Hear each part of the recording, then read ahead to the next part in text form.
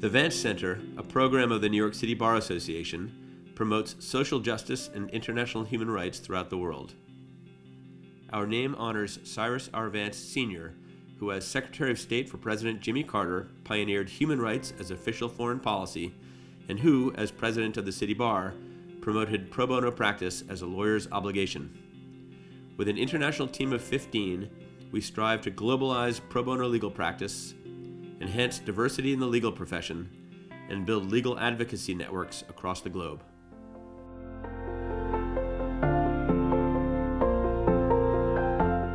For the last 10 years, we have been working to see that our clients around the globe have the opportunity to secure their environmental rights, to see those rights respected and secured for the future.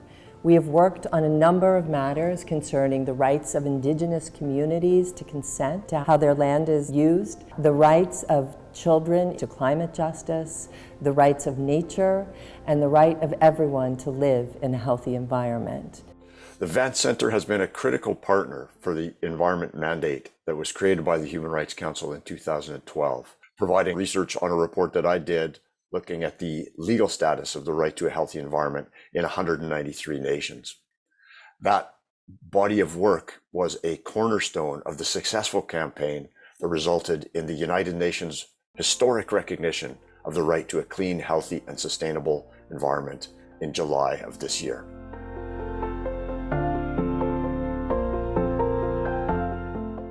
Our team has witnessed how the subjects of investigative reporting around the world use the legal system as a means of silencing journalists. The threat of legal retaliation encourages journalists to self-censor, soften findings, and pursue less challenging investigations. We assist our clients in identifying, prioritizing, and mitigating legal risks. We regularly rely on the assistance of attorneys around the world who are part of the Vance Center Legal Network and who offer their time and legal skills to help our clients.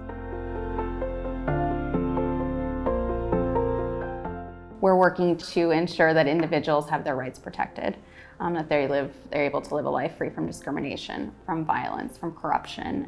In Brazil, we have partnered with an organization called the Instituto Vladimir Herzog to ensure that the grave human rights violations that took place during the military dictatorship, the people that committed these crimes are held accountable.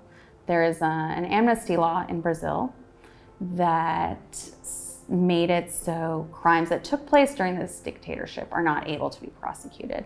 And with the Instituto and with our law firm partner, Matos Filhos, we're working to challenge the application of this amnesty law.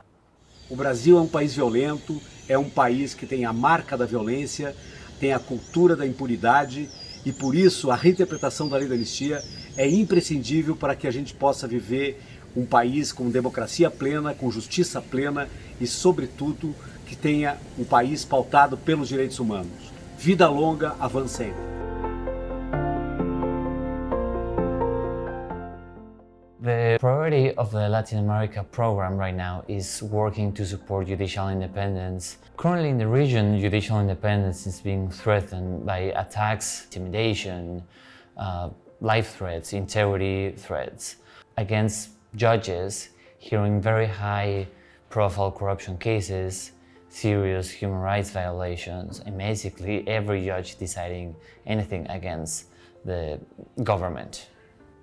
The Vance Center is raising awareness of these attacks within the international legal community. When these attacks are known, then the judges are not alone and they're stronger.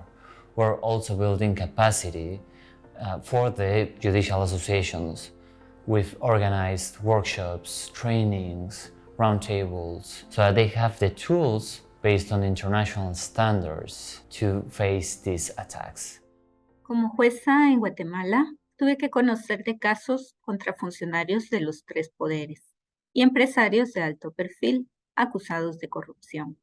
Como parte de una campaña para asegurar impunidad, se orquestó una campaña de criminalización, amenazas y hostigamiento en mi contra, con el fin último de separarme de estos casos y enviarme a prisión. Estos ataques se fueron agravando y mi integridad, libertad e incluso mi vida se vieron vulneradas. El trabajo del Vance Center, a mí en lo personal y a asociaciones judiciales, ha sido muy importante. Para mí ha sido un apoyo muy importante para llegar ante el sistema interamericano, para denunciar los ataques en contra de mi independencia judicial y de mi persona.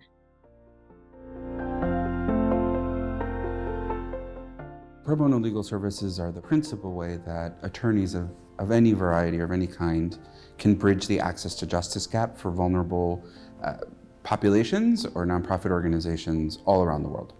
A lot of what I do is promote the idea of institutionalized or formalized pro bono culture at corporate law firms abroad. So one of the most important manifestations of pro bono practice promotion has been the Vance Center's Keep Families Together initiative. That is an initiative that connects U.S. pro bono lawyers representing unaccompanied migrant children and separated families with foreign lawyers in the home countries of those children and families. In the last 4 years, through partnerships with 125 entities that make and accept referrals, and in 27 countries, we have rendered services to 260 unaccompanied children and separated families. 7 years ago, we were approached, and today we can say that not only have we institutionalized the pro bono practice here in Guatemala, but in all of our offices in Central America. We are able, through our work and the efforts of all the firm, to assist Central American persons that needs the solidarity and the work of lawyers. And so we're very, very happy to support Vance Center and keeping families together. The Africa Legal Fellows Program is the flagship program of the Vance Center in Africa. When the fellows arrive in New York, our aim is to get them into New York City law firms and corporate legal departments. They are on big transactions, taking on cross-border commercial issues, working on pro bono projects, both in their law firm and at the Vance Center. It increases their network. It kind of broadens their horizon to understand how business communities work. We now have 60 alumni from the program who are from South Africa, Nigeria, and Kenya, and have become leading lawyers in Africa's legal and business community. And interestingly, this year, we're having a fellow from Ethiopia join us for the first time. Getting exposed to the program kind of allowed me to dream bigger, in that I also met my business partner in that program, who we now run one of the commercially Black-owned female law firms, and we've been going on for quite some time, 14 years to be exact, and the dream really was born and it developed while we were in New York together.